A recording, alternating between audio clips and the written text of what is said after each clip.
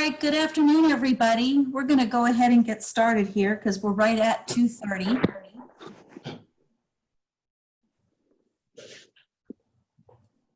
So I want to introduce to you our Medicare team that is on the call today. My name is Tina Higdon. I'm the Medicare coordinator. I'm going to do your brief introduction in the housekeeping.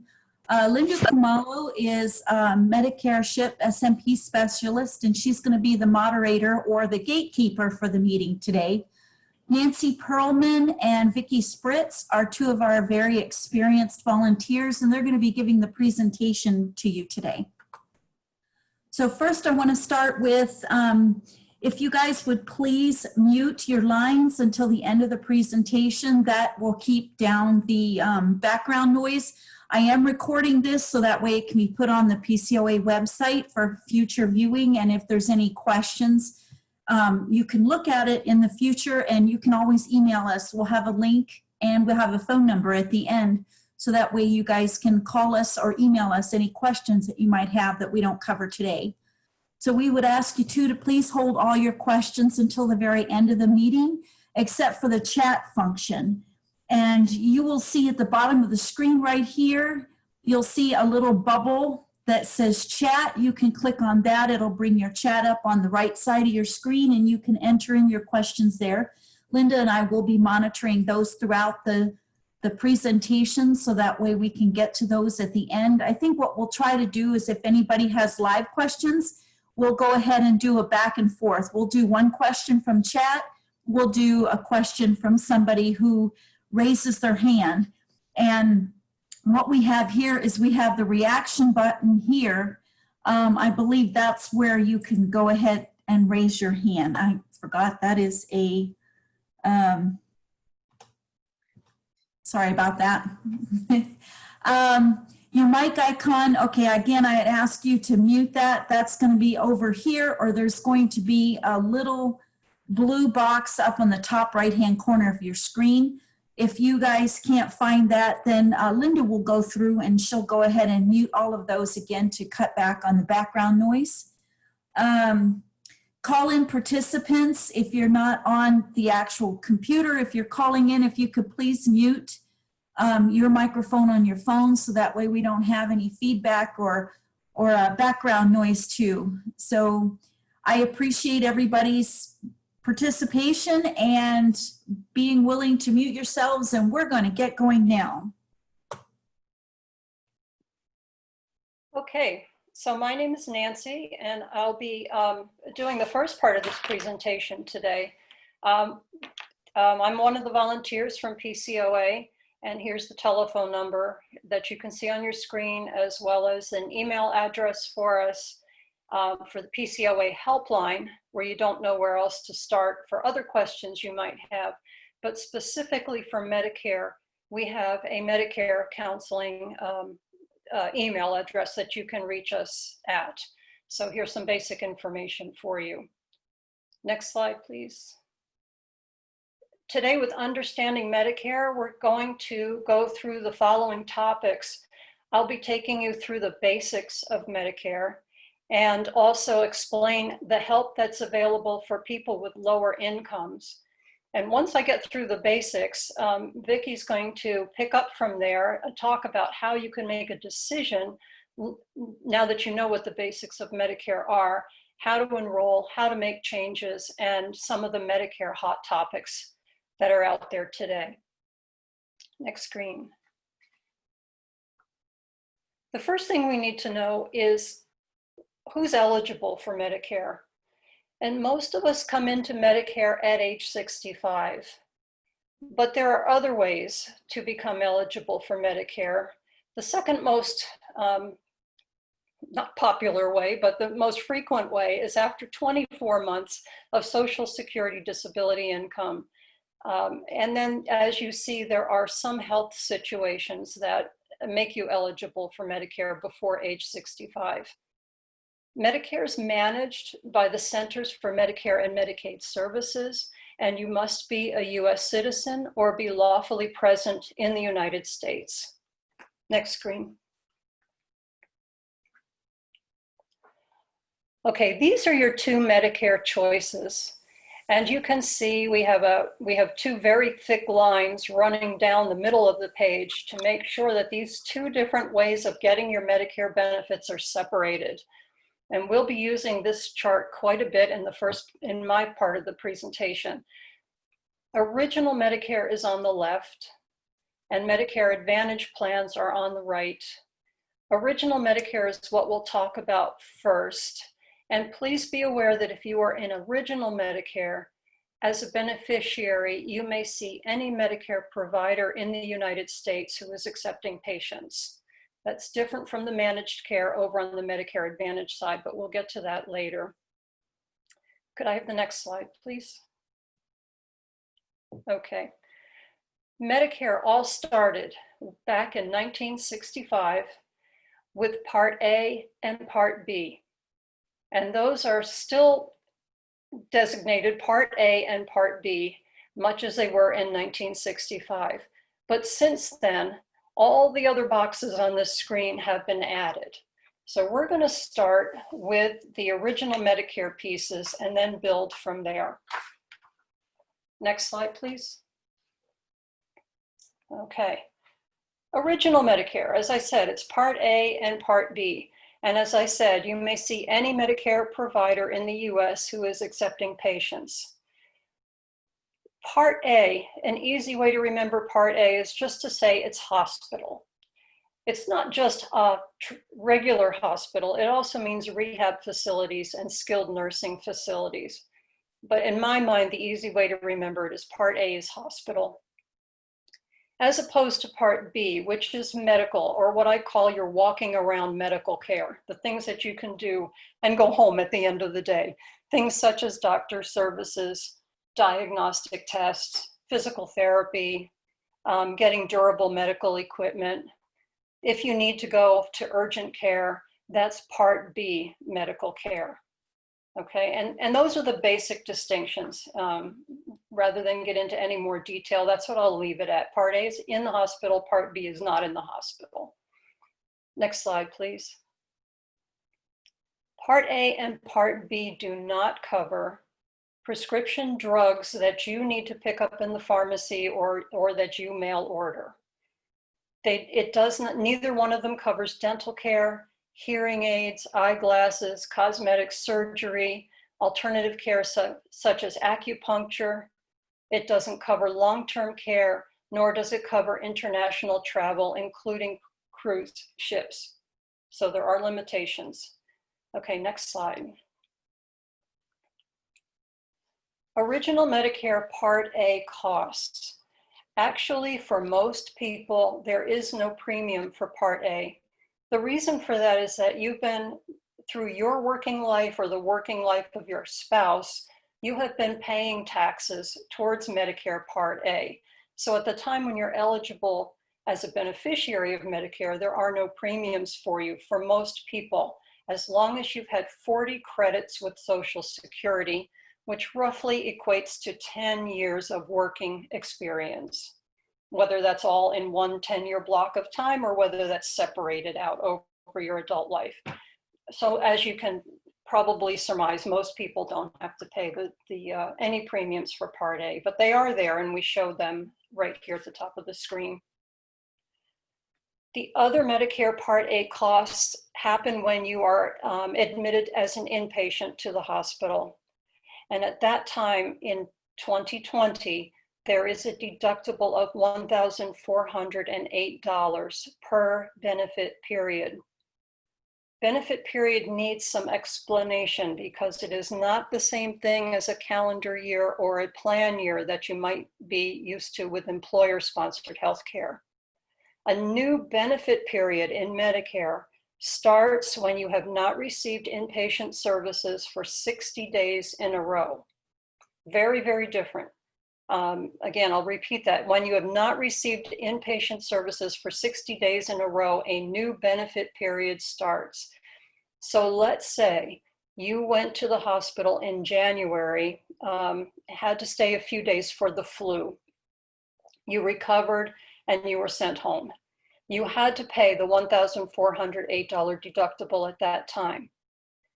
In March, 3 months after you've been in the hospital for the flu, you tripped over something and broke your leg, and here you are back in the hospital again. That has been longer than 60 days since your first hospitalization. So in January, you paid a deductible, and guess what? For this broken leg, you are once again having to pay another inpatient hospital deductible. If you had been smart enough to break your leg, within those 60 days after you left the hospital for the flu, there wouldn't have been a separate deductible. But you can see in a super bad year, you may have to pay any number of inpatient hospital deductibles every time you're out of the hospital for more than 60 days. The good news nowadays is that most people don't stay in the hospital for very long. And so after you pay that deductible, chances are you won't have any further expenses. But you can see from this slide that if your hospital stay is longer than 60 days, there are co-pays that start up again, and those are per day.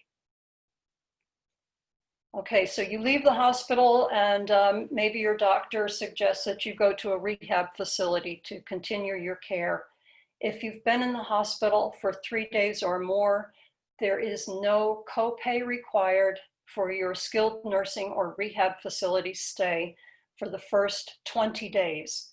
But you can see that if your stay there lasts longer than that, then there is a copay that begins at 21 days. And so the important point here is that Original Medicare, this Part A program, does not have out-of-pocket limits. Okay, so point to keep in mind. May I have the next slide, please? All right. Now for your Medicare Part B costs, your outpatient care, your walking around costs for medical care, most people are going to pay a premium of $144.60 a month. That's the 2020 cost. You will pay more, however, if your adjusted gross income is above the levels shown on the screen. I'll have a slide later on that goes into a lot more detail about how those premiums get adjusted, but most people will pay the $144.60. After that, you will be responsible for the first $198 of medical bills that come your way, and then 20% of Medicare's approved amount would be your coinsurance responsibility. However, and some good news is there's no charge for many preventative services. But once again, that 20% is going to be your responsibility, your coinsurance responsibility with Original Medicare Part B with no out-of-pocket limit. So as good as Original Medicare was, it covered a lot of things that seniors never had coverage for before, but it had no out-of-pocket limits. And that is why, may I have the next screen, please? That is why in 1980, supplemental insurance was added. And we often refer to that as Medigap. So the supplemental insurance is going to help you pay for the things that Part A and Part B do not cover. Next screen, please. There are different types of supplemental coverage. We called the box supplemental coverage on the prior page, and the reason for that is there's more than one way to get supplemental coverage. If you can get retiree health benefits perhaps through the military or through federal employees' health benefit programs. Some employers, some large employers, or some union plans offer retiree health benefits. And for lower income beneficiaries, there's Access, Arizona's Medicaid program. All of those offer supplemental coverage to Medicare, but most people will be shopping for a Medigap plan, which are individual plans. Each person needs to have their own plan. They're offered by private insurance companies, and they help you pay some of the costs that you would otherwise pay out of pocket. Next screen, please. Okay. Medigap supplemental insurance pays, as I said, pays some or all of your Part A or B costs. You must have both Parts A and B to get supplemental or Medigap insurance. And the policy must say Medicare Supplement Insurance. Now, I mentioned that these plans are offered by private insurance companies. However, the plan benefits are standardized by federal law. So there are 8 plans. I would almost argue 9 plans, because the plan G comes in 2 different designs. These are all the same, no matter which insurance company is trying to sell it to you. A plan A is a plan A is a plan A. Okay, so the same standard benefits are offered. If it's called a plan A, you can rest assured it's the same thing, no matter who's selling you the insurance policy. Having said that, some plans recently have offered additional benefits, such as gym membership. And even though some people under age 65 are eligible for Medicare, those folks cannot get Medigap under age 65 in Arizona. Next slide, please. Okay. This is a lot of information on the page. We have copies that we can send to you or email to you from our office, so you can have a bigger picture to look at, perhaps, or something that you can actually write on. But I want to go over this with you right now because there's so much information on this page. If we could start by looking at the top of the chart, where it says in boldface type, plan type, and you look across further to the right, and you will see the alphabets, A, B, D, G, etc. These are the different plans that are offered under Medigap, for Medigap coverage. And you can see, if you just kind of scan down the columns, you can see how each plan differs somewhat from the plan next to it. Okay. If you look above the letters, if you look above the A, for example, you will see a dollar amount. It's $1,093 for Plan A. That's an estimated annual premium for a female age 65 who's a non-smoker. We're giving that to you not because it's going to be your premium, but it's a way for you to compare apples to apples as you go across this chart and compare Plan A, B, D, etc. You can see the relative costs of one versus the other and how that might work in with your budget. In addition, you're going to see above Plan G and way over on the left-hand side of the screen in the shaded column, you're going to see Plan F. Both of those 2 plans have a second dollar figure above it. And for Plan G, it's $455, and then the letters HD. This means that Plan G can be offered to you with a high deductible. The high deductible this year is $2,340, but you see how it will lower your premium costs if you agree to accept the first $2,340 as your out-of-pocket expense. If we could just look at 2 of the features under plan type, on the left side of the screen, you'll see Part A deductible as the next line. As you remember, over in the next column, as I mentioned, your deductible is $1,408 per benefit period, but keep looking to the right and you can see how each plan would cover that deductible for you. Most of them would cover at 100%, not all of them, but most of them. And compare that to the very next line, the Part A coinsurance and hospital costs. That's if you're in the hospital or in rehab for a very long period of time and those co-pays for each day start to kick in. You can see all of the Medigap plans will cover those at 100%. So that's the way you would want to look through this chart. You will notice there are big red lines surrounding the Part B deductible, which this year is $198. And you will see that the columns that are in white that are not shaded do not cover the Part B deductible, whereas the 2 over to the far right do at 100%. The difference is If you are turning age 65 this year in 2020 or later, plans C and F on the far right are not available to you. However, if you were 65 in 2019 or earlier, you can still sign up for a C or an F plan and have that Part B deductible covered. Medicare wants you to have a little bit of skin in the game, and that's why the deductible is now something you will have to pay out of pocket. And then the final thing I want to talk about right now on this page is if you go down 2 more lines and you see Part B excess charges.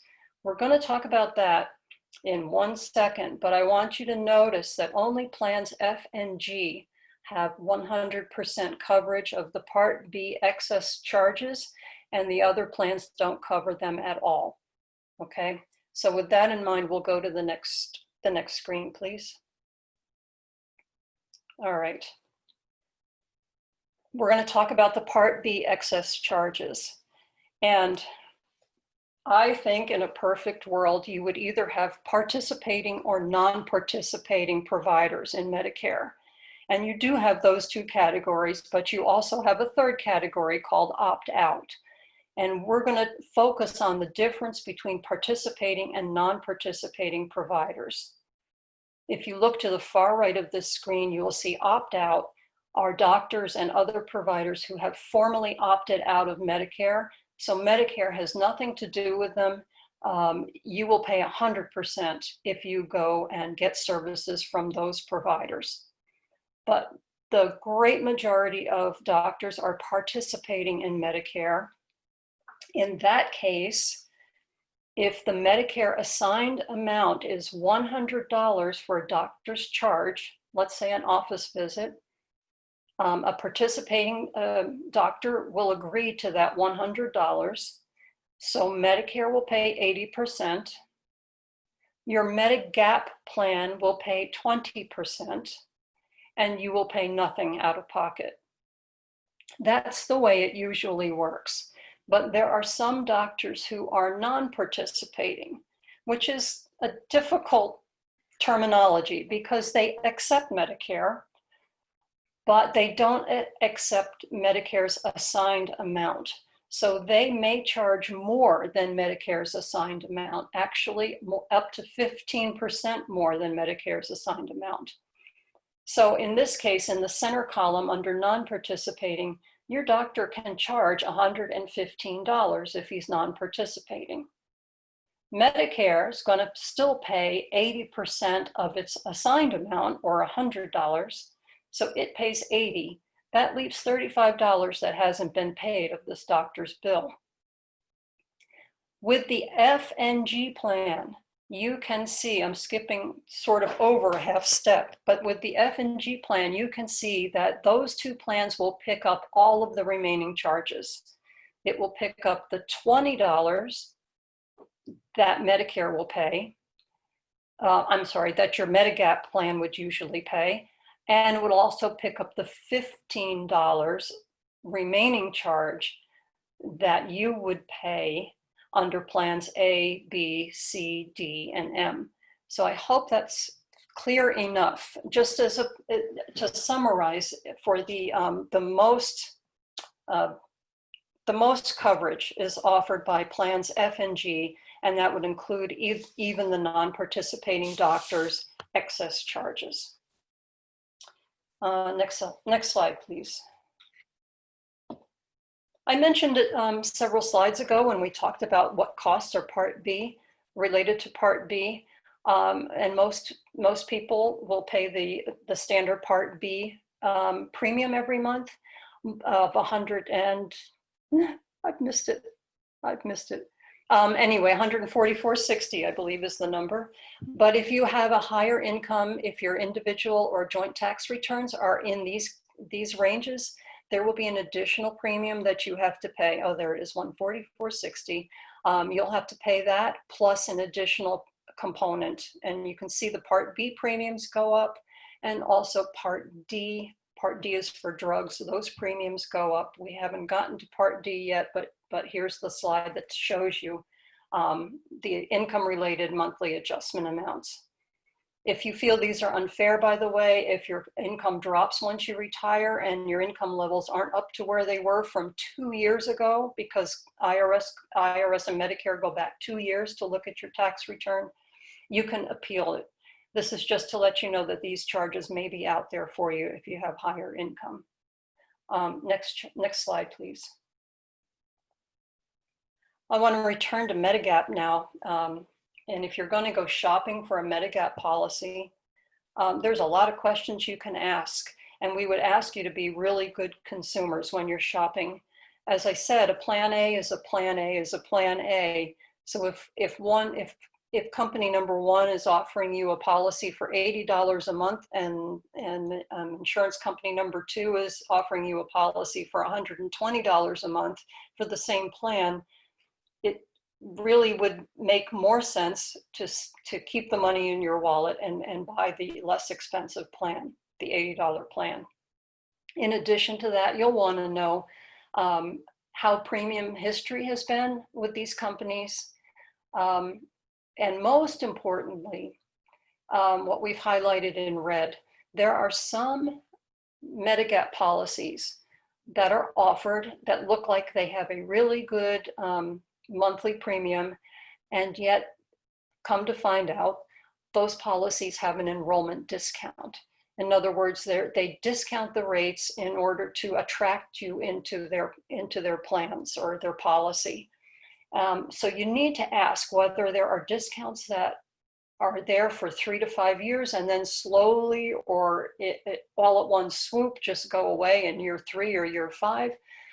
Some do, most do not, but it's a good question to ask when you're shopping. I also want to say that this year, those of us who work as Medicare advisors or counselors, we have access to some software that Medicare has put out that compares the Medigap plans available in our area for you. We can get you most of this information that you see on the screen. We can help you sort through them, and we don't promote one insurance company over another, but we have the ability to help you search for a good Medigap plan for you and whatever's important to you. Okay. There's one other thing. Vicki's going to talk about it more in the second part of our presentation, but there is a guaranteed issue. If you are eligible for Medigap for the first time, and there are other times when it might be available to you for guaranteed issue, what that means is that the insurance company cannot ask you any questions about your health. You are eligible, let's just keep it simple and say the first time you're eligible for Medicare, and you go shopping for Medigap, you have 6 months to get that Medigap policy when they cannot ask you any questions about your health. After that, they can apply restrictions, or they can refuse to cover you, et cetera, et cetera. Okay, next screen, please. So basically, we covered original Medicare. We covered Part A and Part B and the supplemental insurance that's available to you. I didn't get to Part D, prescription drug insurance yet, but I want to talk about Medicare Advantage first, and then we'll go back and cover Part D because it applies to both sides of the screen with your Medicare choices. Part C is Medicare Advantage, and it was initiated in 1997 as a way to put managed healthcare as an option into Medicare choices. So that's why it's there, and it combines Part A and Part B. Can I have the next slide, please? Okay, so Medicare Advantage is another way to get your Medicare. You will still have all the Medicare rights and protections that you would have under original Medicare. But the Medicare Advantage is one plan combining your Part A and Part B, and also most include Part D. They also tend to throw in extras such as vision or dental, although those are gym membership. They do vary by plan. When you sign up for Medicare Advantage, you are choosing to receive your Part A and Part B benefits through a private insurance company.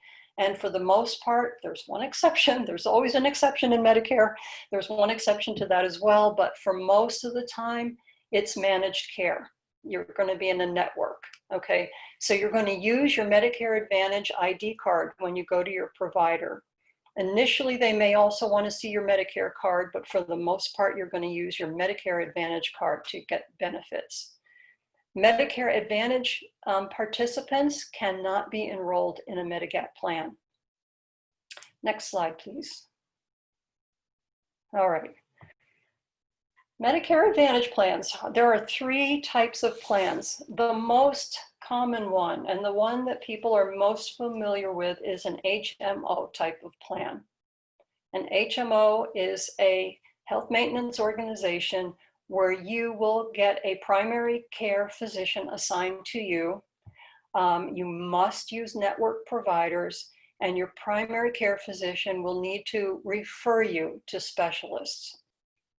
If you don't use network providers, you're not going to get any benefits out of this plan, except in the case of emergencies. They will be covered out of network, but the follow-up care you may need may not be covered. The HMO and the PPOs, for that matter, are related to Pima County. So one thing to think about is your doctors, you want to see your doctors here, and you stay here in Pima County for most of the year. You don't travel for months at a time. That's the kind of thing you need to think about, and Vicki will go over it again. But the network providers limit you more than original Medicare does. Something that gives you a little bit more choice than an HMO is a PPO, a preferred provider organization, and those are available here in the county as well.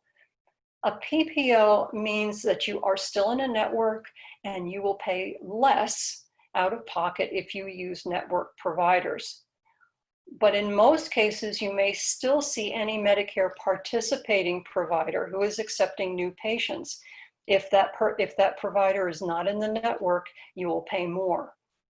In any event, you will not need referrals for a specialist. So you have a little more freedom with the PPO than you do with an HMO.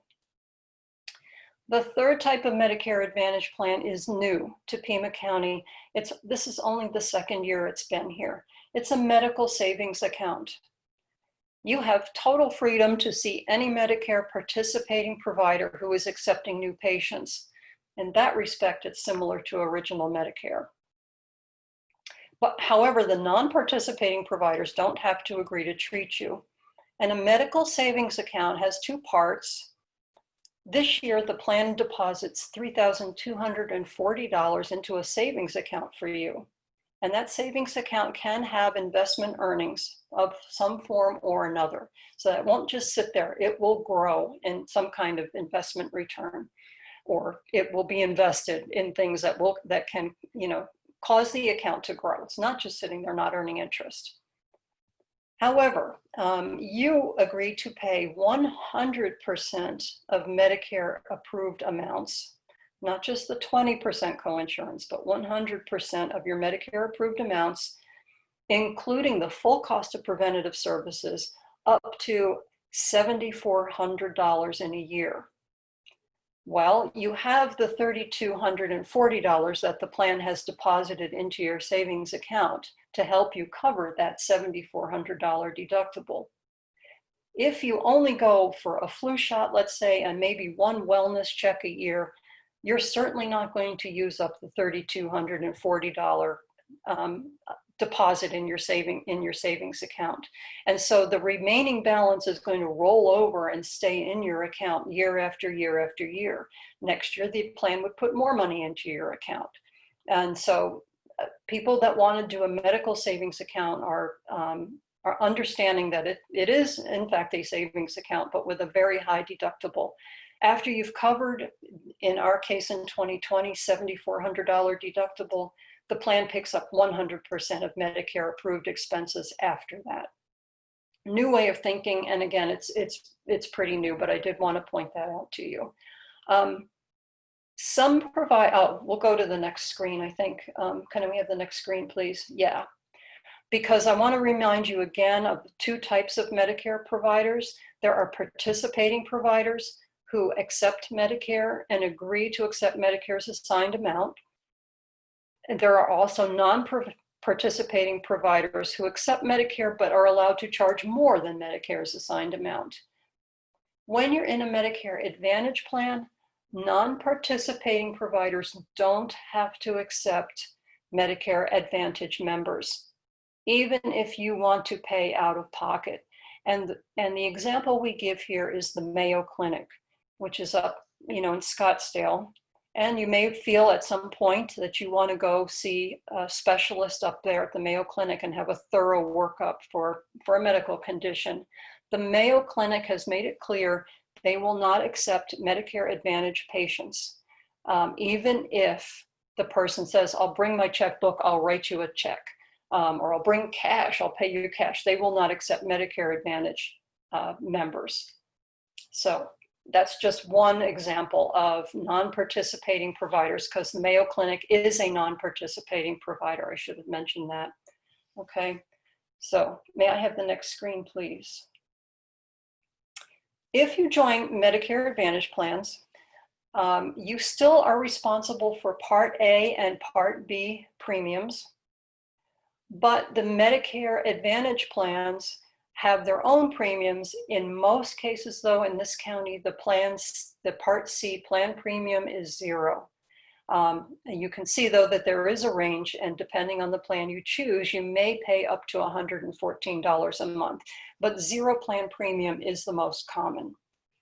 Additionally, there's rarely a deductible for the HMOs and the PPOs. There may be a separate deductible for drugs, but for the medical care, the other medical care you need, most often there's no deductible. What the plans do ask you to pay is a combination of copays and coinsurance. Most primary care visits are $0 in the plans I see, but a specialist will probably cost you, let's say $30 to $40, possibly even $50. You have some coinsurance costs. I'm going to skip down and look at let's not forget the inpatient hospital stay. Under a Medicare Advantage plan, they will charge you for each of the first 5 to 7 days. You can see there's a copay there. Not the deductible that original Medicare charges, but something similar, $100 to $375 a day for the first 5 to 7 days. And 20% coinsurance or different copays apply to many different things. So the example we give here is chemotherapy, medications, and durable medical equipment. You would be paying 20%. There is no Medigap to help you pay for those things. However, each of these Medicare Advantage plans have an out-of-pocket limit of $2,800 to $10,000, depending on the plan you choose. Again, this does not include Part D, which are drug benefits and other extra benefit costs. And that medical savings account does not have an out-of-pocket limit other than that $7,400 deductible we just mentioned. Okay, so next screen, please. Now we'll go back and talk about drugs, the prescription drug insurance, which is the most recent component to Medicare. It was just added in 2006, and it is available as an add-on plan that you can purchase for original Medicare if you want to choose your benefits under original Medicare. In most cases with Medicare Advantage, it becomes part of the Medicare Advantage plan. So next screen, please. To get prescription drug coverage, you must first enroll in Medicare Part A and or Part B. Skipping down to the bottom of the screen first, I want to just point out again that the original Medicare, you may purchase standalone Part D. And Medigap plans do not pick up any drug-related charges from your prescription medication that you get either from the pharmacy or from mail order. There's no help for that. So whatever your Part D plan, your drug plan, is going to be your coverage. Medicare, similar with Medicare Advantage, but the HMOs and the PPOs generally include a Part D program. And now if I can skip back up to sort of the center of the screen, each plan, no matter which way you go with this, each drug plan has a formulary, and that's the list of covered prescription drugs. It will vary by plan. If you are prescribed a drug that is not in the formulary, or if you go to a pharmacy that's not in your network, you may end up paying the full price for that prescription. Next screen. So what are the Part D costs? If you are choosing to enroll in Original Medicare or the Medicare Medical Savings Account, you get that standalone plan. The costs in Pima County for 2020 range from $13 to $99 monthly. HMO and PPO plans, as I said, they generally are included in the Part C plan premium, which we also said for most plans is zero in this county. However, if you're at high income, you will be charged an additional premium for Part D. And you can refer back to the slide that was presented several slides ago. You have an annual deductible in these Part D plans. Some of them are zero, some of them are as high as $435. Even with those plans with the higher deductibles, for some drugs, such as generics, the deductible may not apply. Depends on the plan. You may have heard in the past about Medicare drug insurance and Part D costs, and that there used to be a donut hole. Well, as of 2020, there's no longer this donut hole in the coverage scenario and how you pay out, but the cost will be shared all together between you, the insurer, and even the manufacturer at varying levels. It's a little complicated. You will get notices quarterly from your plan showing how your drug costs have gone along for the year and where you are in terms of how much you have to pay out of pocket. The Part D plans reset every January 1st. And again, Part D does not have out-of-pocket limits. Many of the calls we get, the Medicare counselors get concern of people who are not able to afford the drugs that they are given. And the Part D plans do help, but even so, there are co-payments that have no out-of-pocket limits, unfortunately. Next screen, please. So there are things that you can do to help figure out the best plan for you. And one of the main ways, the way we suggest, is if you are able, willing and able to get into Medicare.gov. You see the screen that we have in front of you here. It's for finding a Medicare plan. If you see the people, the couple that have their arms around each other in the picture, if you look right below them, it says new to Medicare, learn about your options and enroll in a plan. Click that green button and you can go through a process where Medicare, through this software, will help you find the best plan for you here. What you would do when you're ready to do this is you would bring with you to your computer a list of your prescriptions and the dosage and the strength of each. You would choose 3 pharmacies near you or near your work, or the cost may be lower using plans preferred pharmacies, but just start by choosing 3 pharmacies that you would frequent. And Medicare will show you on this, when they get to the results, it will show you your prescription costs for each plan and would help show you the total cost between premiums and deductibles and co-pays, which would be the best plan for you. If you're already eligible for Medicare, that's when you would want to set up a My Medicare account. And then Medicare will load the drugs that you have been prescribed into your account, and it'll make the shopping process much easier for you. If you're not computer savvy or you need our assistance, please call us. We will be glad to help you with this whole process. We do suggest that you check your drug plan every single year. because number one, your prescriptions change from year to year. Number two, your plan's formulary, the list of prescriptions they cover, will change from year to year. And what you're in this year may not be the best plan for next year. So this is a very good resource to go to. May I have the next screen? Okay, more tips for saving money because drugs are expensive, and we're trying to offer you every tip we can for getting the lowest possible cost. You know, mail order is sometimes, not always, but sometimes less expensive.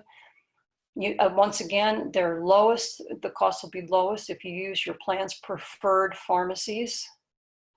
Sometimes it helps if you just ask the pharmacy, what's the cash price for this drug? Believe it or not, sometimes it comes out to be less costly for you than going through your plan insurance. There are two good websites that we list here that offer discounts on certain drugs. You can go in and and enter your drugs and then find out what coupons they might have available. Your medication may be expensive because it's in a high tier, in which case you can ask the plan for a tiering exception or ask your doctor for samples, at least to cover some of the costs. And if your medication's not on your plan's formulary, it's not on the list, you can ask for an exception or ask your pharmacist or doctor if there are other drugs that are less expensive that would help you for your condition. Again, compare your plan coverages every year during open enrollment periods. We think that most people are not in the correct plan, in the correct drug plan, that meaning the best cost for them. So this is really good to check annually. May I have the next screen, please? If you are lower income, there's possibly extra help for you with prescription drug costs or even with paying your Part B premiums. And let's go to the next slide where I can talk about that in more detail. If your gross monthly income, I'm going to start at the top and just really talk about those two numbers at the top. If your gross monthly income is at or below $1,615 for a single or $2,175 married, you're eligible for some kind of help with your Medicare Part D copays, premium, deductible. And as we go down this screen, the income levels are lower. As the income levels are lower, there are more benefits available to you for help in getting your costs covered. Gross monthly income, I just want to mention, is your social, probably for most people at this level, it's mainly your Social Security income, but it's not the amount that goes into your account every month. It would also include your Part B premium, which mostly is taken out of your Social Security benefit before you receive it. So that's something to keep in mind. Sometimes you're over, you think you're not over, your benefit may be $16 and $1,610 as a single person, but we say, well, how much is your Part B premium? Oh, well, now I'm over the limit. But next screen, please. This is a different way of showing you the information that was just on the prior screen. Again, we are more than willing to help you go through this. You can apply with the state for help for lower income and if you need assistance. Next screen, please. And one more thing, this is not Medicare related, but since we are talking about lower income, there is a long-term care system. It's called Altex. It is part of Access, and Access is Arizona's Medicaid program. Altex provides long-term care in assisted living facilities, nursing homes, and the like. You might be eligible for it, or a loved one might be eligible for it, but it is a complex income and asset related program. We offer classes on this, and if you would like to attend a class, please call our helpline and get registered. You know, years ago, I remember hearing about people who would give away all their assets so that they would become qualified for Medicaid and therefore eligible to enter an assisted living facility.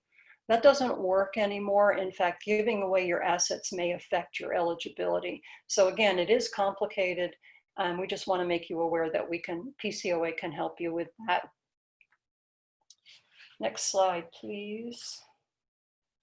Okay, this is going to be a transition break. I've explained the components, the basic components of Medicare. Vicky's going to try to help you make sense of all of it and make a decision. But we would like you at this time maybe to jot down questions that you haven't sent via chat while I've been talking. Also, would you like to volunteer for PCOA? Bilingual, if you know anyone bilingual who's willing to volunteer in this aspect of Medicare, it'd be great if they could join our team. So there's an address and a telephone number for the volunteer coordinator. So I'll give you a break right now to collect your thoughts, and Vicki will start in a couple of seconds. Can we ask questions?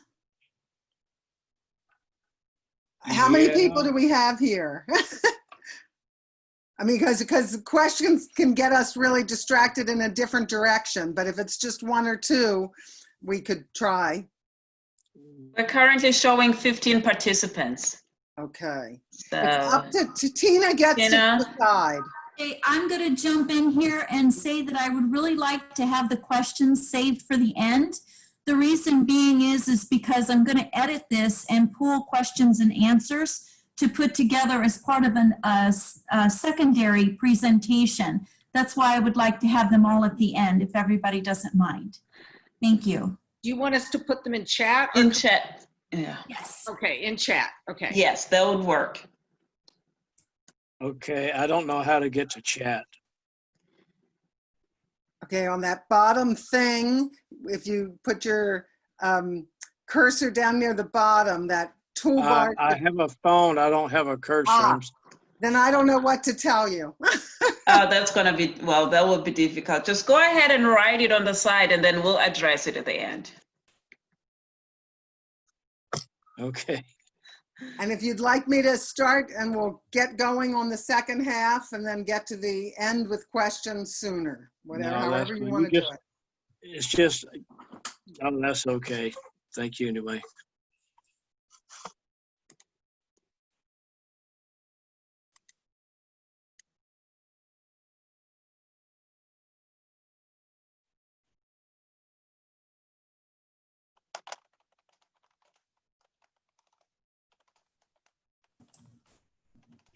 Vicki, whenever you're ready, go Okay, ahead. I'm ready. Anytime you want to move the screen, Linda. Next slide. Okay. I don't know if we missed one slide, it may not matter, but this is a slide that talks about what the important things that people look at when trying to decide whether they stay with original Medicare and get a supplemental and a drug plan, or whether they want to go into an Advantage plan. First thing is about access to providers. Do you want to see providers without having to get a referral? For some people, that's extremely important. For others, it's not. The other thing, and again, all of that, some people are going to be perfectly happy getting a referral and seeing a specialist within their HMO network. Other people really want to be able to choose doctors and hospitals. Some people are really going to want access to specialists outside of Pima County, whereas other people kind of feel like they're in town 50 out of 52 weeks. They will be okay with what's available here. Nancy spoke about the access to Medicare providers who don't take assignment, up in Mayo Clinic being one of them.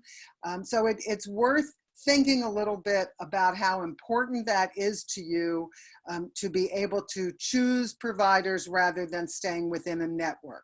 And you might save some money staying within a network, but if that's not going to be good for you in terms of not having choice, that could be a problem. I would also say at this point, if anyone listening knows that they are going to want to be traveling a lot and out of Pima County often, then an HMO may not be a good option, because those you would be limited to emergency coverage when you're outside of Pima County. One of the other things under where we talk about health concerns, when when we talk about paying monthly with a Medigap or paying at the time of service with a Medicare Advantage plan, one way of thinking about that is that if one is going to need a lot of medical services, then paying that Medigap premium every month, but having to being able to use whatever services one needs may come out ahead. With the Advantage plans, when people start with an Advantage plan, particularly an HMO that does not have any sort of premium, they may get used to the idea that all they're paying is that Medicare Part B premium, forgetting that when and if their health changes and they start to need more medical services, then their expenses are going to really increase. So one thing is for people who are hitting 65 and already know that they need to see specialists on a regular basis and are using a fair amount of medical services, they could calculate more quickly what it would cost them each way. The tricky thing is for those who don't know what their medical costs will be as life changes for them, may go with an Advantage plan to save money, and it may not save them money in the long run. One thing again that Nancy brought up is that here in Arizona, if you are under 65, you cannot purchase a Medigap. Although when you turn 65, you do regain that right. Also, when we talk about medications, some people have found that the cost of medications may be lower under some of the Advantage plans than they are with the standalone Part Ds. And as Nancy brought up, using that plan finder to figure out which Part D plan is going to be most cost effective can be really helpful. While those extra benefits that the Advantage plans include, like the hearing exam or vision or maybe a dental exam, while those are wonderful, and I encourage people to take advantage of any of those extras, I don't like to see people seduced in a sense by the extras if it's going to cost them more overall. Next slide, please. So again, here's how we another way of showing all those choices. The original Medicare with a Medigap and a standalone Part D. That unusual Medicare Advantage, Medicare savings account with a Part D. An Advantage plan where the Part D is included. For some people, eligibility to a retiree plan that goes along with Medicare. And for some people, may be eligible for access. And we call those people dual eligible because they are eligible for access as well as Medicare. And you may have seen on some of the television ads where they say you may not be getting all the Medicare benefits you're entitled to. And again, they are selling something, and it's important to always understand what those benefits will cost you. Next slide, please. This chart, which is much easier for any of you to look over on your own, but as you look down the columns, if someone is on original Medicare, almost everybody is paying that $144.60 for that Part B premium and not paying anything towards Part A.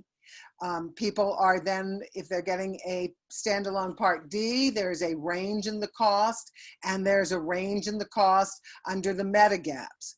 While there is no out-of-pocket limit, if someone does get that Medigap or has another kind of supplemental, generally the supplementals pay those copays and deductibles, so that people who have original Medicare with a standalone Part D and a Medigap premium, particularly a G type plan, are very rarely having out-of-pocket costs, that their premiums are their costs.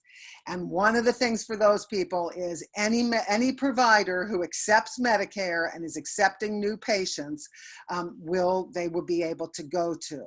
If you look in the middle at that Medicare savings account, again, you're paying that Part B premium. There is a premium there for Part D. There is no premium for the Medicare Advantage MSA.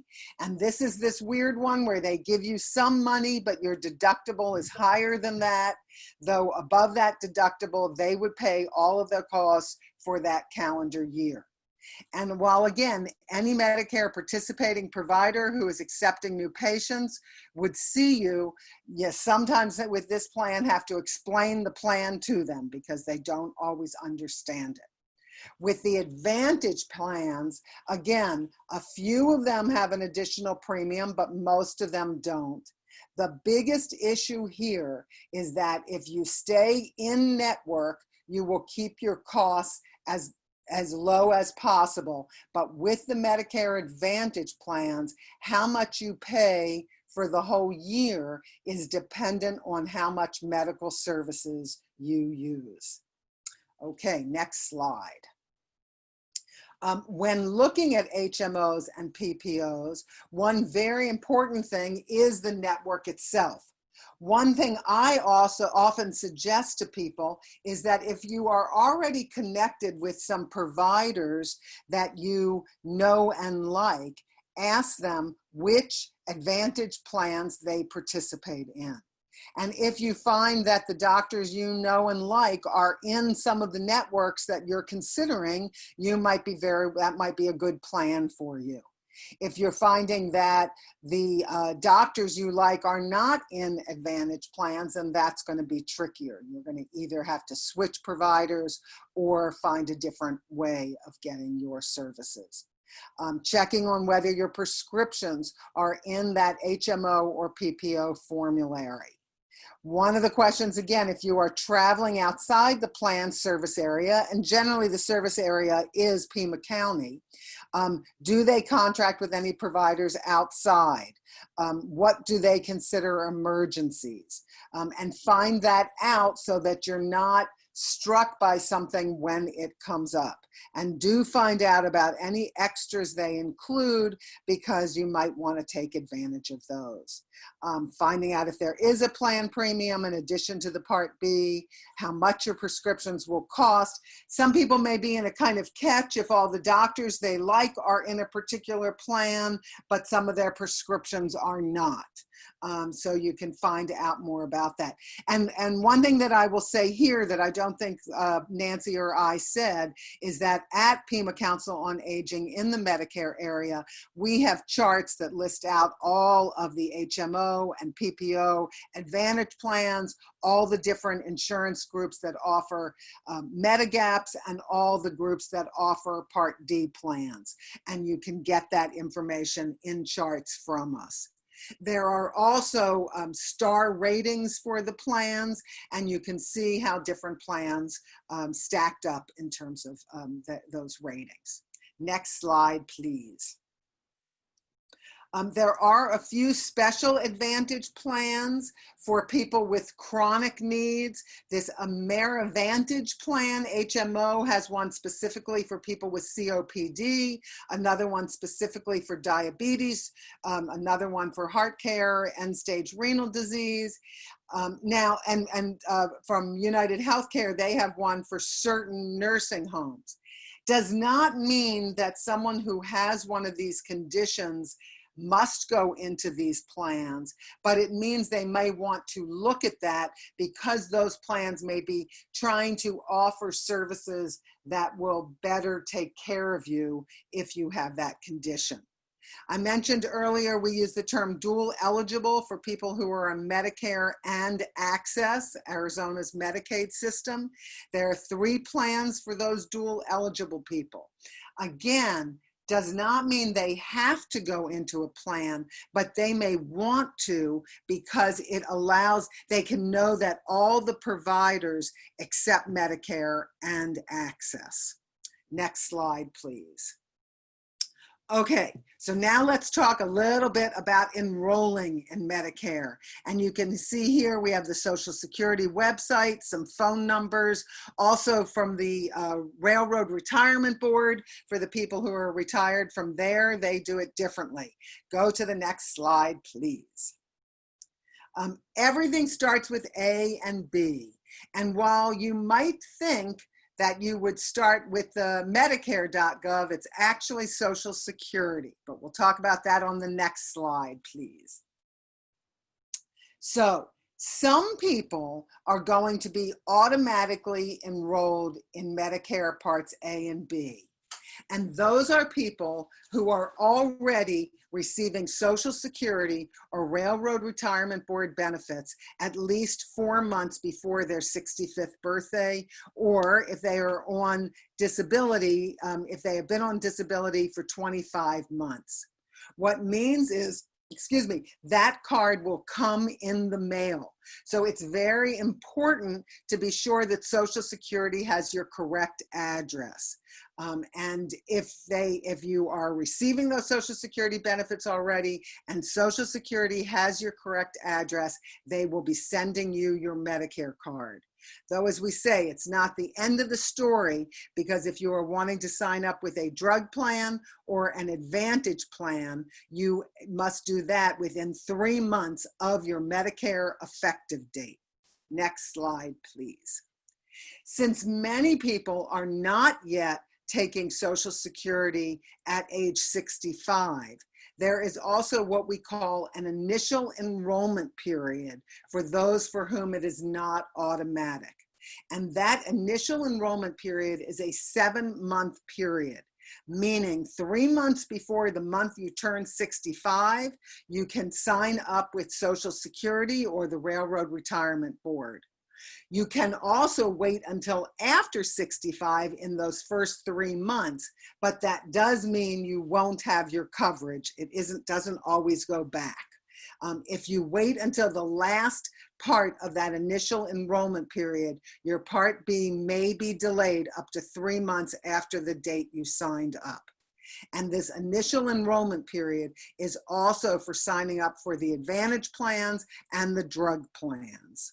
And if you sign up in the months before your 65th birthday, then your Medicare will become effective on the first day of your 65th birthday month.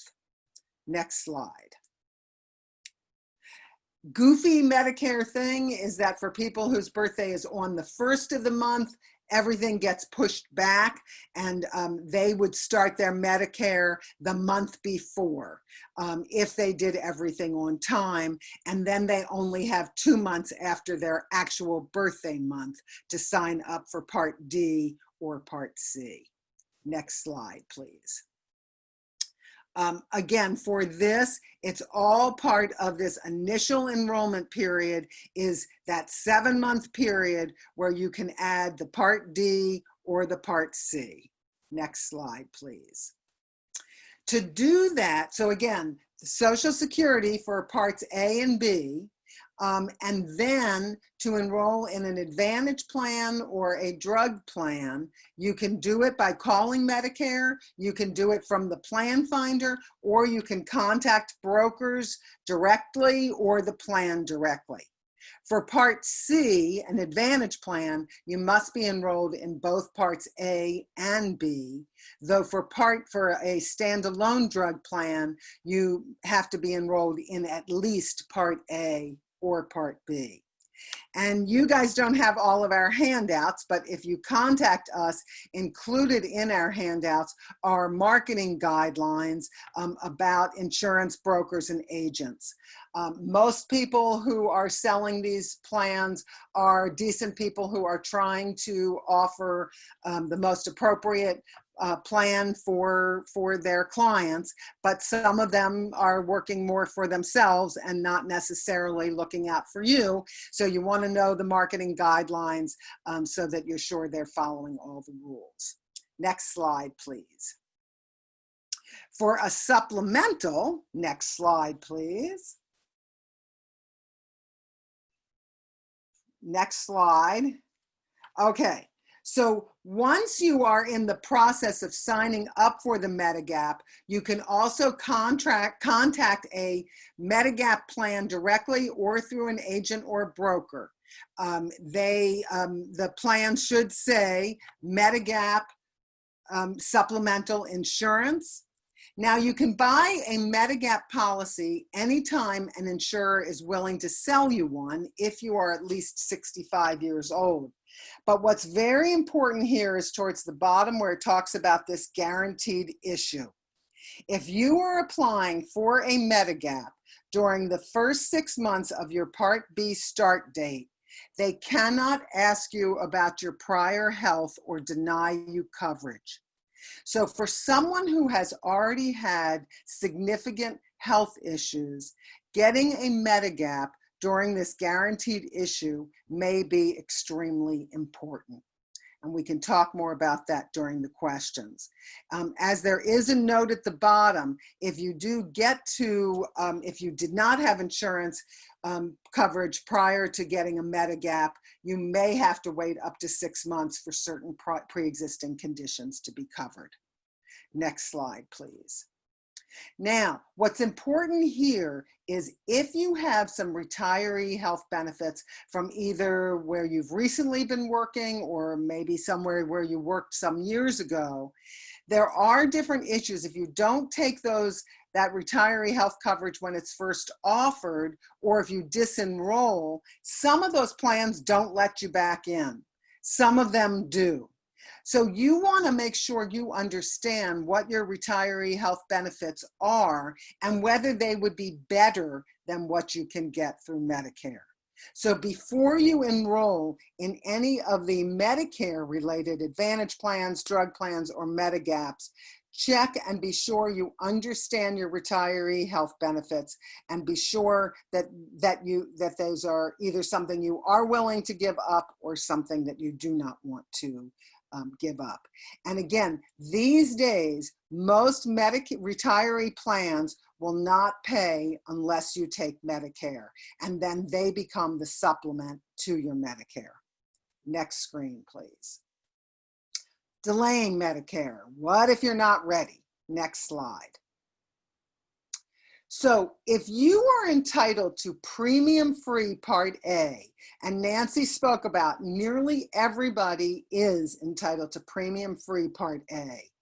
If you are eligible for free Part A, you may enroll with no penalty anytime during or after your initial enrollment period.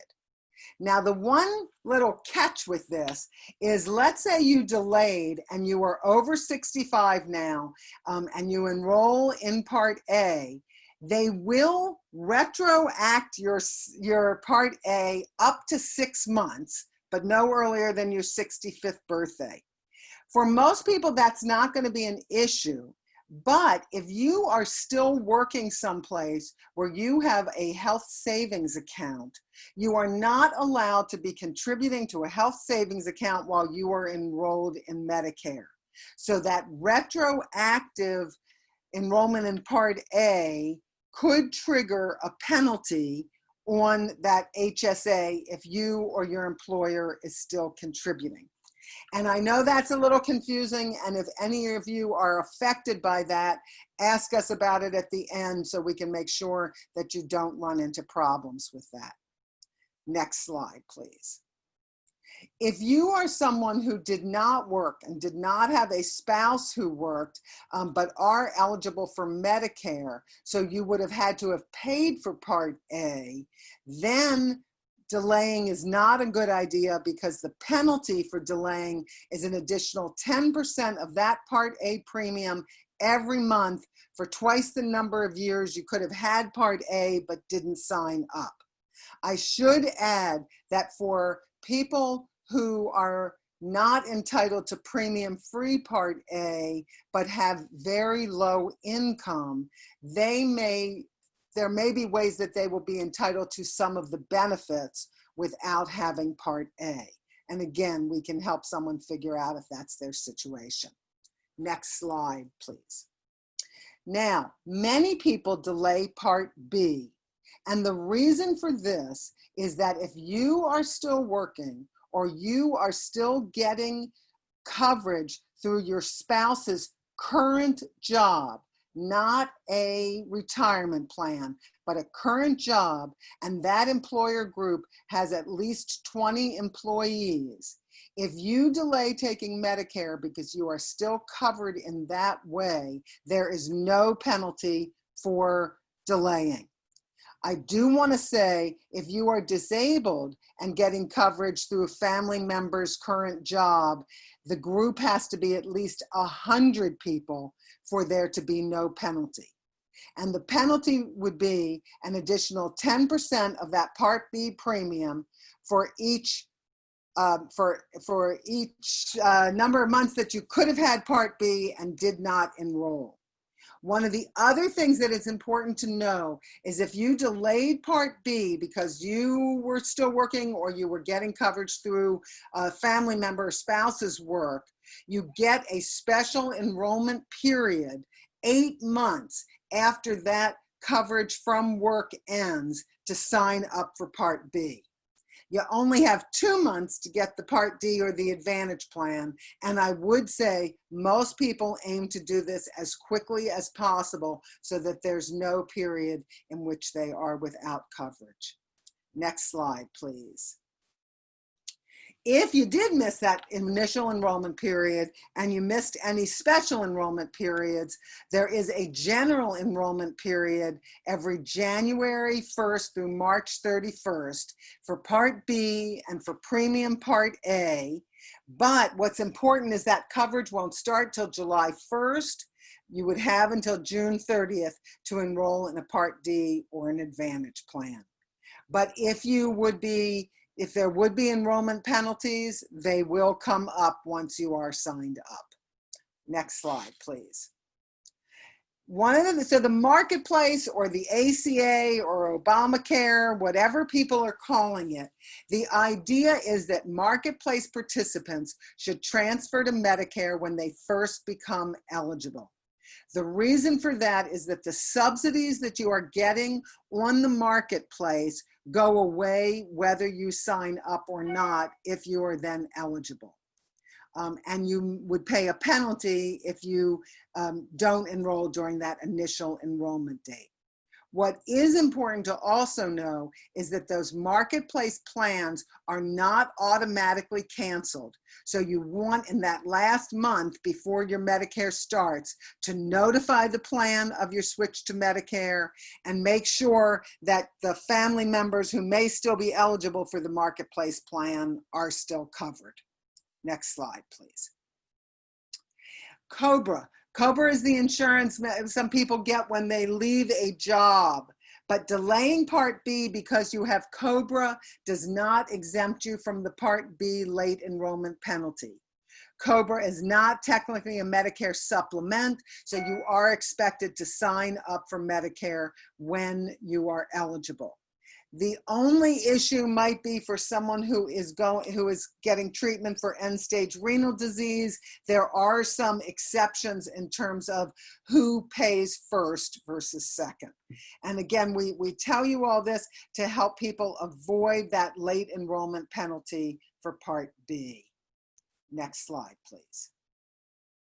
Now, delaying Part D, it's a complicated penalty, an additional 1% of the current base beneficiary premium per month for any continuous period after your initial enrollment period for as long as you have Part D. But the main thing to know is if you have work coverage, as well as coverage through the VA, certain other kinds of group health insurance are considered creditable. And you should be getting a notice from your insurer showing that your coverage either is or is not creditable. And if it is creditable, hold on to those notices that they send you, because that is what will protect you from paying a penalty when and if you do sign up for Part D. Avoid that penalty by enrolling in a Part D within 2 months after that creditable coverage ends. Next slide. All right, now that someone's enrolled, how do they make changes? And again, these are not for enrollment, they are to make changes. Next slide, please. Every year, October 15th through December 7th is our annual open enrollment period. October 15th through December 7th. Those changes become effective January 1st. Very easy to change Advantage plans, very easy to change or add a standalone drug plan. And during this time, you can also switch from original Medicare to an Advantage plan or from an Advantage plan to original Medicare.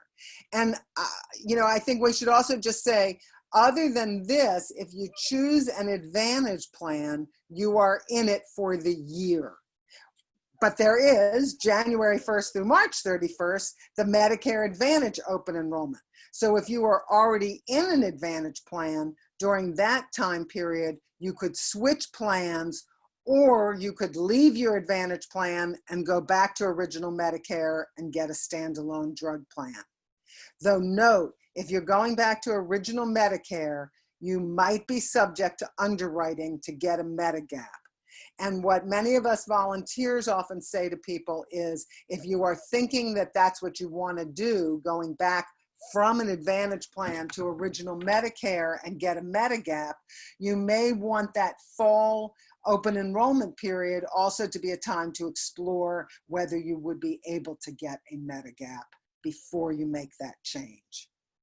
Next slide, please. Now, there are some special enrollment periods when you can make changes out of those standard enrollment periods. So one thing is, if you move out of your plan's coverage area, if you've been living here in Pima County and you make a move up to Phoenix, you would want to make a change because if you're in an HMO, you're not, unless you're coming back down here, you want to be able to see doctors where you are. If you move into or out of an assisted living or skilled nursing facility. If you develop a chronic condition and there's a special needs plan that you would want to check out, you could do it if you've now been diagnosed with that chronic condition. If you had a retiree plan and it is permanently ending, you get a special enrollment period in order to pick up another coverage. If there were a 5-star plan here in Pima County, you could enroll in it anytime during the year.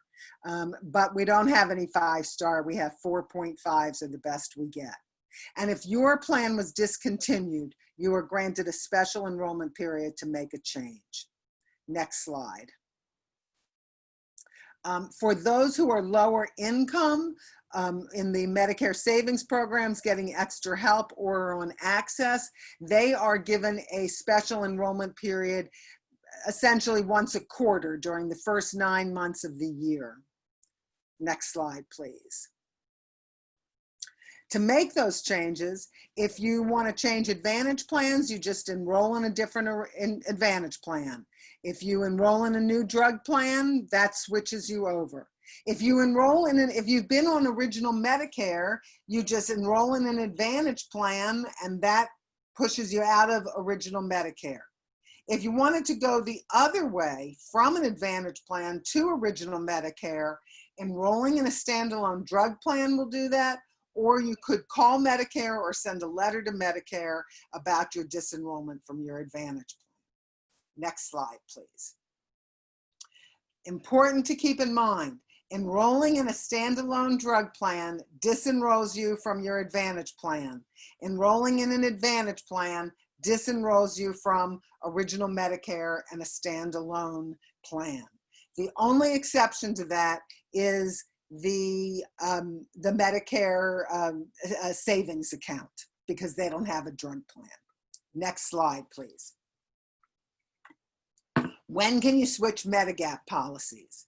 Now, again, when we're talking about a guaranteed right, you cannot be denied or charged a higher premium if you enroll or switch Medigap policies during these conditions: during your initial Medigap guaranteed issue period, or if you purchase Medigap plans A, B, K, or L within 63 days of leaving an Advantage plan coverage area, or your Advantage plan or Medigap plan being discontinued, or another retiree plan that is being discontinued. You can always apply for Medigaps so that anytime they are willing to sell one to you, you may be subject to health questions, you may pay more because of your age, but you can always apply. It is worth noting that it is illegal for the insurance companies to sell you a policy if you are on Access or Medicaid. Next slide, please. There are also 2 other guaranteed rights. So if you join a Medicare Advantage plan when you were first eligible for Medicare at age 65, in essence, you have 1 year to try it out. During that first year, if you decided you would rather be on original Medicare, you are guaranteed the right to buy any Medigap policy sold in your area. If instead you went with original Medicare and a Medigap in the beginning and then decided to try an Advantage plan 1 year, you have that 1 year to try out the Advantage plan. But if you make the switch back, you only have a guaranteed issue for your former plan. Next slide, please. Now, if you are receiving Social Security or Railroad Retirement Board benefits, they are going to make automatic deductions before they pay you, so that the money for Medicare, that Part B premium, is taken out of your funds before you get your funds. But since there are people who start taking Medicare before they are taking Social Security, Medicare will bill you for Medicare if you're not yet getting Social Security. You can then arrange to either do it on an easy pay, you can pay with credit card. They will bill you quarterly, but if you are subject to the IRMA and are paying more, you will get billed monthly. For the Medigaps, the Advantage plans, and the drug plans, they will either figure out whether they are sending you a bill or whether they will have you set up an automatic payment. Next slide, please. So now we're going to get into a few special things. Some of you may have heard about this, about observation stay. As you see, an inpatient admission or observation, it doesn't look much different. Next slide. The difference has to do with, this is again for people on original Medicare, whether it is under Part A as an inpatient admission or under Part B during observation status. The reason this impacts people is that if you are admitted to the hospital and you spend 3 midnights there, you would qualify for that skilled nursing or rehab. Whereas if you were on observation status, you would not have that qualifying stay to go to skilled nursing at no cost.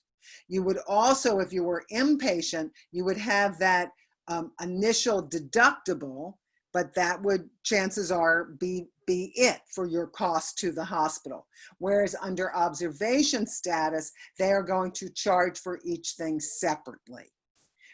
It also has some impact if you are on observation status. You might have to get your medications at the hospital pharmacy, which may not be a part of your Part D, though you could appeal those costs and get them covered. You can't, there's no way to appeal the admission status, but you can keep asking them to understand where you are, whether you're inpatient or observation.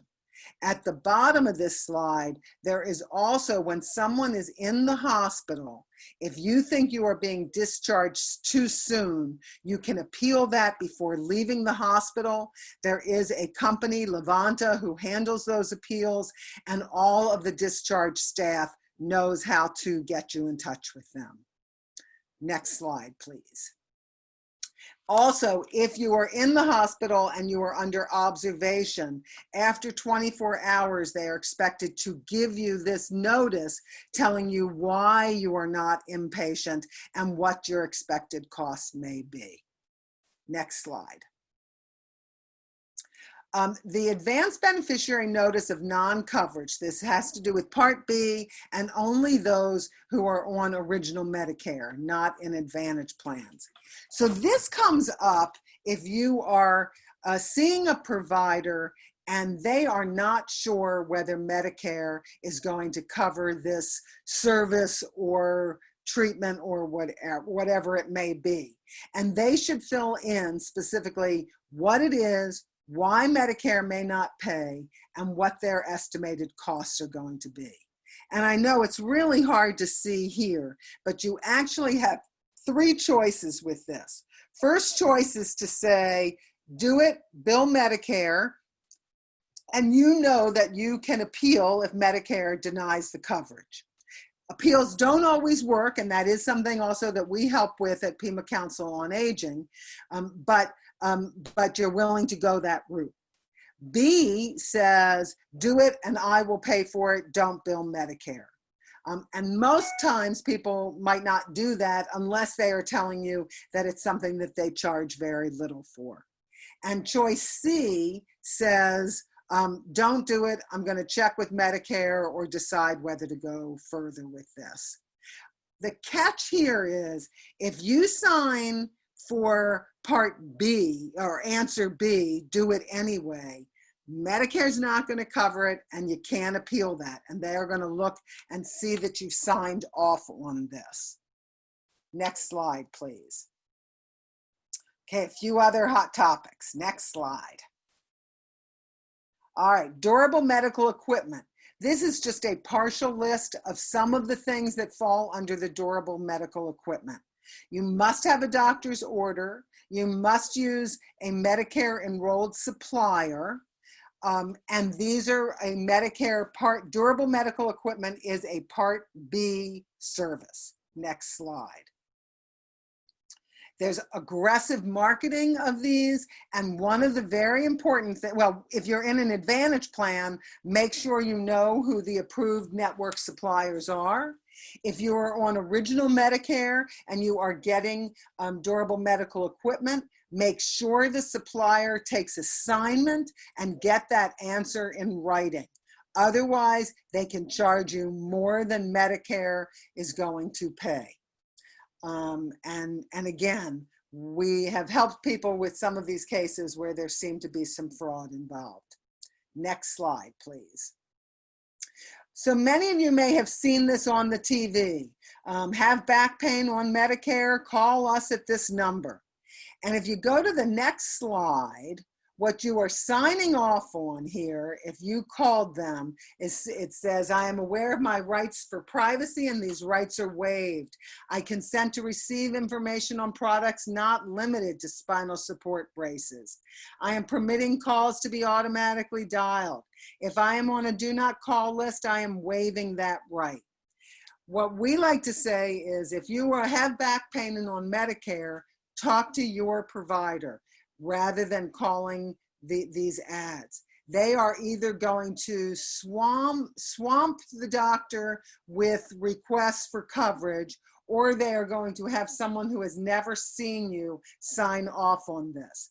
And if you got a brace from them, it might end up being cheaper than something you could have bought yourself at Walgreens or CVS.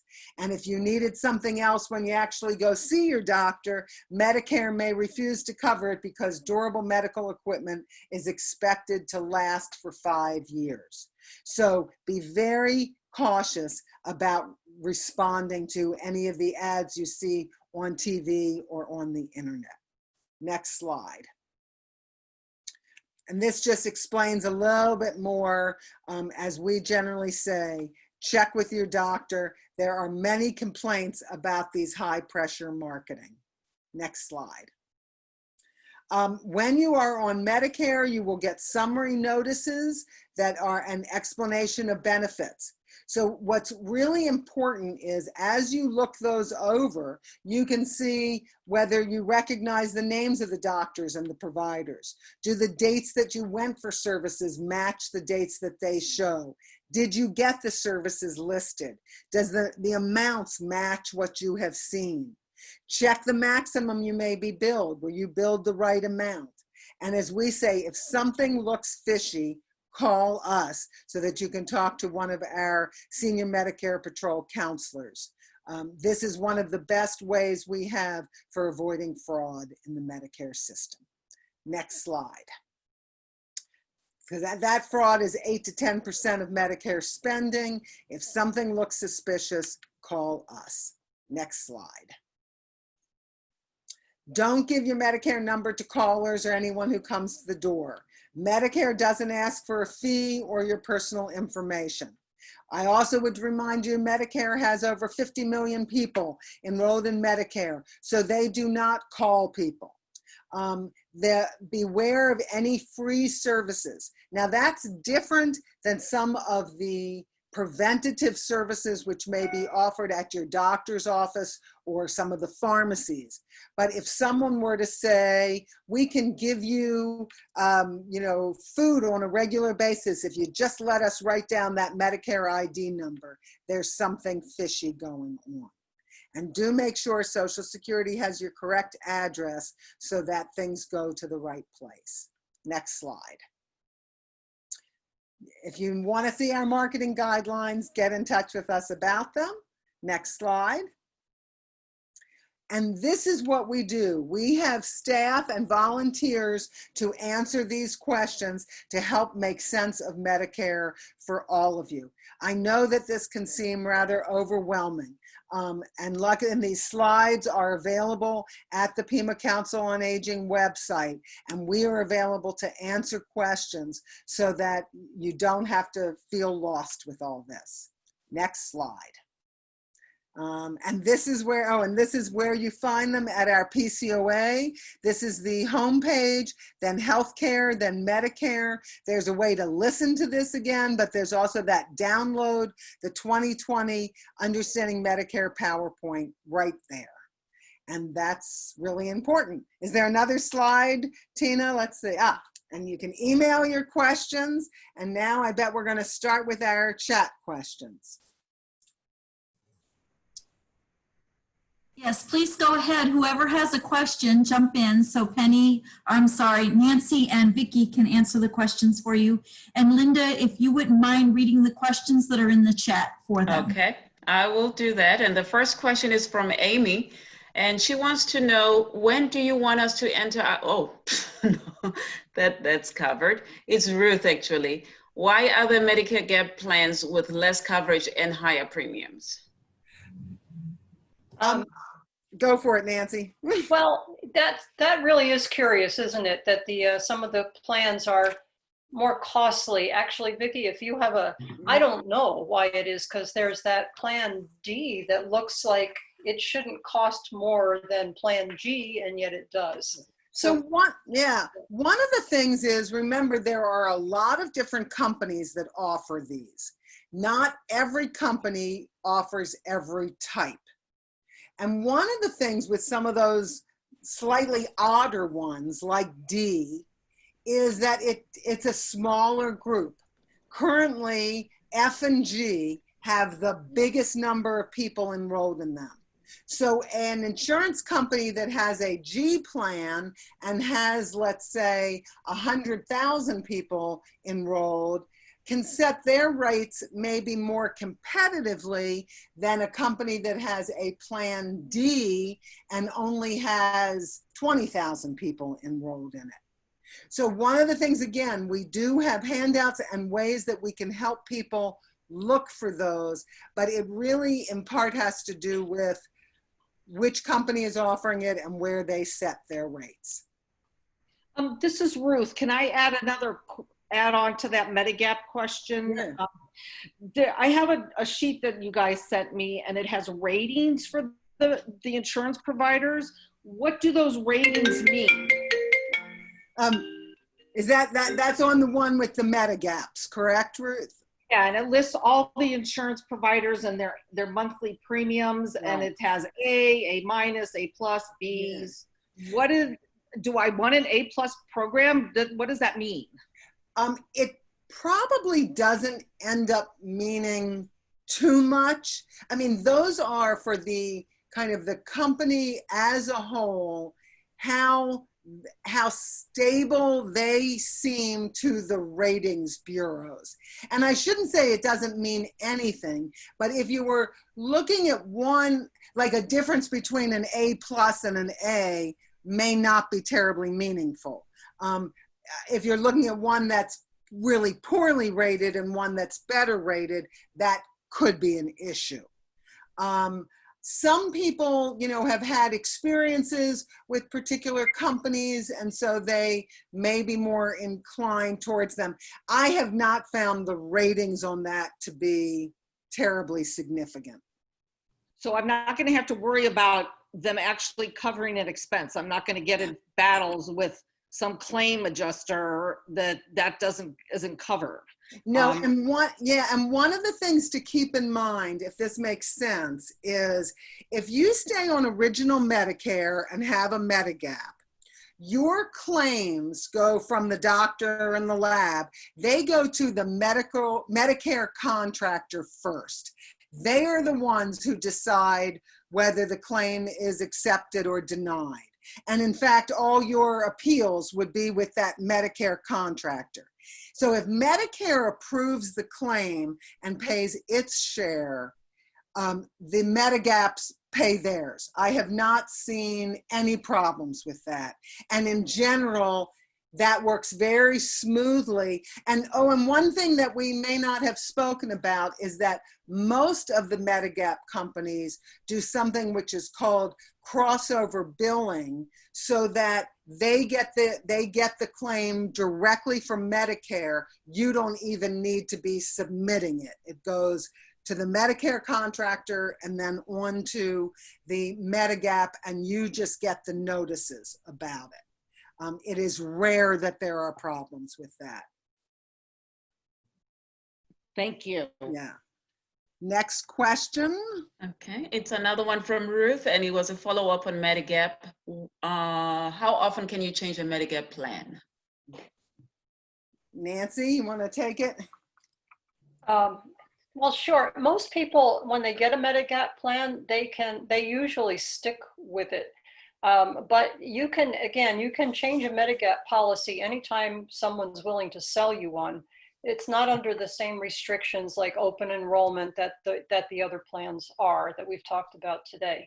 So I would say that's pretty open. If you're not happy with the plan or the company that's insuring you, you just go and get a new policy, and that's fine as long as you pass the underwriting conditions.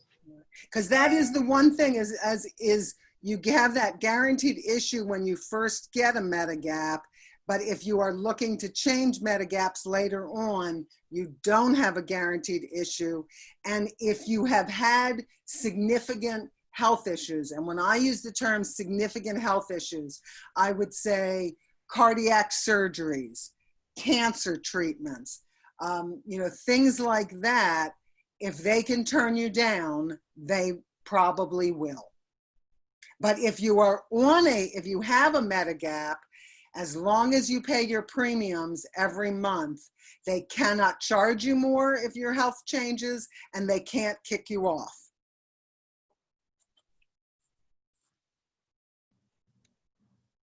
All right. Next question, and it's from Karen. She's asking, is the cost of medical savings account $144.60 only? And what happens if you don't use the $32.40 deposit? Okay. Yes, you do still pay your Part B premium. You would probably want to get a standalone drug plan for yourself because this medical savings account doesn't cover that. But other than that, it's the $3,240 that goes into your account, and then whatever expenses that you incur during the year. And hopefully that deposit will cover all of them. So there are no other premiums. And then that money remains yours in that account. So if someone had like 4 really good years and used very little of that money, they might at the 4 years later have $10,000, $12,000 sitting there. And the rules about it are you can use it for any medical expenses, but it only works towards the Medicare deductible, towards that MSA deductible if you're using it for Medicare-related services. So using my example, let's say I stayed in really good health and built up a fund for myself of $10,000 because I've stayed so healthy. But then I decide to use some of that money for a crown or an implant for my tooth. I can do that, but then if something happens and I need to use more money for Medicare related services, I would have to come up with more money on my own, if that makes sense.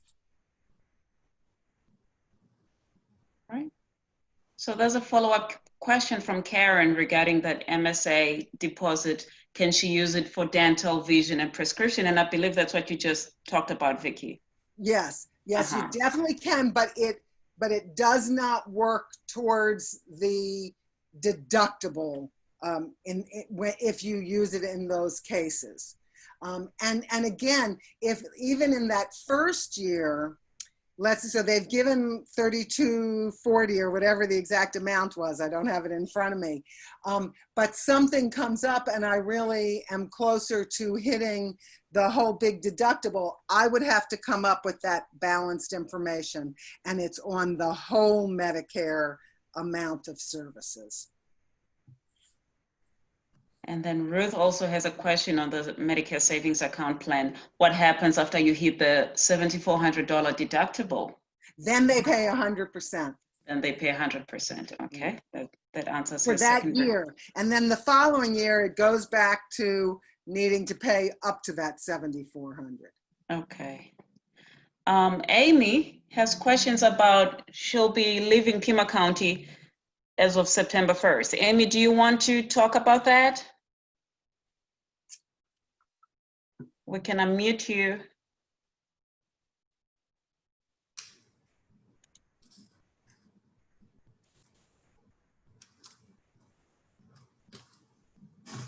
Okay, can you hear me now? Yes, I can hear you. Well, I'm only here temporarily, and I plan to move back to New Mexico. And so while I'm here, I have to enroll in something, correct? And When's then your birthday, Amy? What's that? September 8th. I turned 65. Okay. So I Well, have to, yeah. go ahead. You ask it the way you want to ask it, and then we'll try answering. Okay, well, it seems like I have to choose either Medicare Advantage, which I'm leaning toward, or original Medicare. Mm-hmm. And then when I move, I have to change, right? So yeah. How does that work? And I'll just tie in another one of my questions. Yeah. I've traveled quite a bit, and I haven't, you can't always depend on the insurance that you have when you're traveling, even when it says that they are nationwide. I won't go into the big long story about that, but I've had trouble with that. So I'm wondering if the same thing will apply with Medicare Advantage. So the thing I would say is, with Medicare Advantage, you could run into a problem if you travel a lot and are in different places.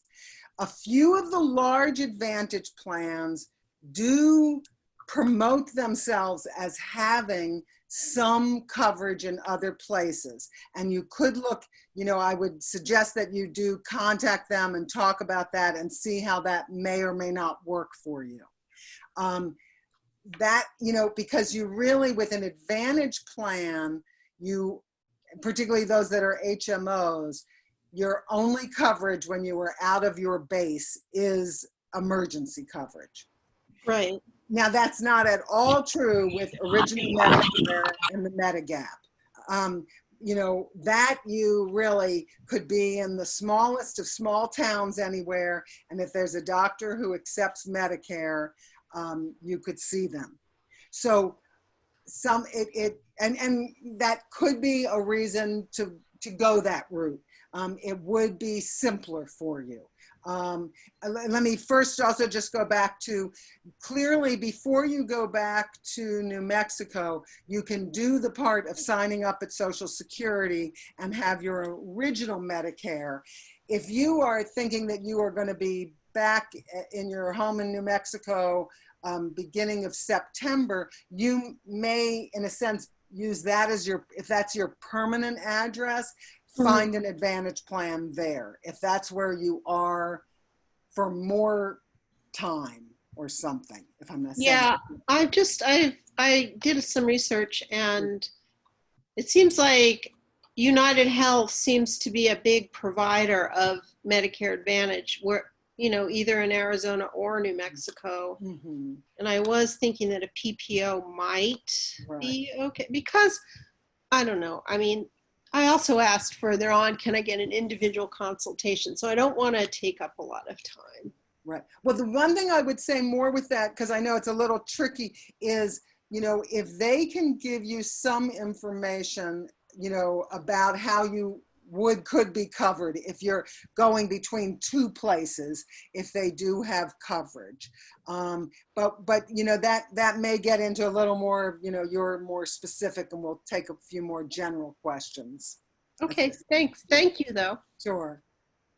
Thank you, Amy. That is the last one of our questions. So this is Ruth. Can I ask, I'm curious on the MSA plan. Yeah. Can you use, do they give you the whole 3,000 whatever at the beginning of the year? That's my understanding. I haven't seen it in actual use, but I believe if someone well, I think like if you're turning 65 and joining it, and there's only a few months of a year yet left, they'll only give you that portion of it. But if you signed up for it for 2021, they would give you that whole amount. That's my understanding. Then can you use that money to pay your Part D premium? I would have to check on that, only because I think so, but I'm not positive. Okay. Yeah, I'd want to look and be sure about that. You might be able to, but I don't want to say for sure. Yeah, we can Okay. check on that. So if they, after the 7,400, I want to make sure I understand this 100% is actually 100%. So there's no hidden cost somewhere. No, I'm staying in the hospital for 10 days and they can zap me with something. I'm very nervous about 100%. Right.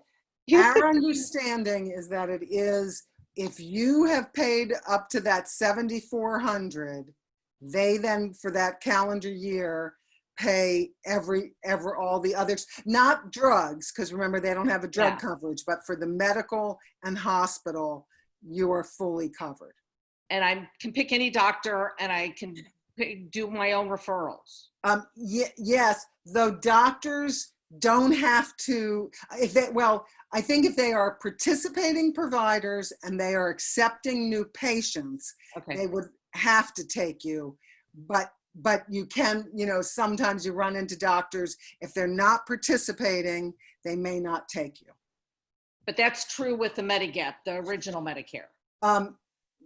Yeah, well, really, and yes, in any case, with original Medicare too, if they're participating, well, original Medicare, even if they're non-participating, if they're taking new patients, they would be able to take you.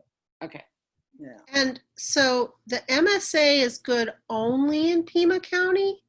No, maybe somebody else check on that for me. I think that it technically it's any Medicare, any doctor who accepts Medicare. Okay, so it's kind of a bridge between Medicare Advantage and original Medicare, but you don't get eyes and ears and teeth with it. Right. Right. And you also, well, I'm sorry, let me just jump in with one thing based on what you just said.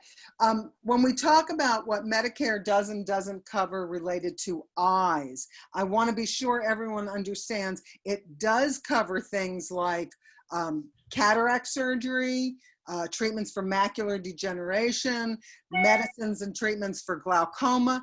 The only thing Medicare does not cover as it relates to your eyes is that the checking that your prescription is correct. Okay. Or Right. glasses. It doesn't Or cover. glasses, right. And the only other thing with this MSA is I think it's important for people to keep in mind that it's not just the co-insurance share, it's the whole Medicare approved amount. So if I went to a doctor, if I'm on that MSA, if I go to that doctor and the Medicare approved rate is $100, I would owe him $100. And up until I got to my 7,400. Oh, as opposed to using original Medicare where Medicare would pay the $100. Well, with original Medicare, Medicare would pay the $80 and I would be on the hook for the co-insurance, or my Medigap would be on the hook for the $20 remaining dollars. Does that make sense? Yes. Okay. This is also, this is so crazy. Yes. And one thing I like to say to everybody who's here is if you don't have to make a decision right away, after we're done for the day, give yourself a break for a little while. Don't think about it for a little while, and then come back to it, because it's a little overwhelming because there's a lot of information and a lot of numbers. And so we can actually have an individual consultation about this? Yes. Okay, good, because Yes. Okay, Vicky, we have an answer from Cielo regarding using your MSA to pay for Medigap. Yes. And she says, no, it cannot be done. It's only for Okay. medical. Very good. So for the services, not for the premiums. Not for the premium. Right. Okay. All right, that's all the answers I have here on the chat.